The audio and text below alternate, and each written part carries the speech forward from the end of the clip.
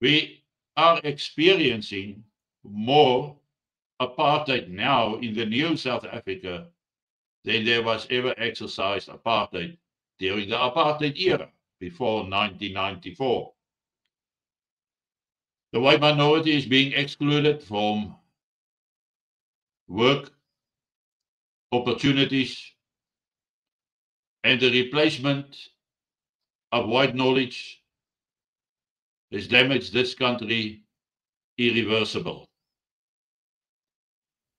But because we know and realize that everything points to the point of total collapse in South Africa, it is important that we must organize ourselves because the government, with a failing police force, a failing military, is not going to be able to guarantee the safety of the citizens of this country.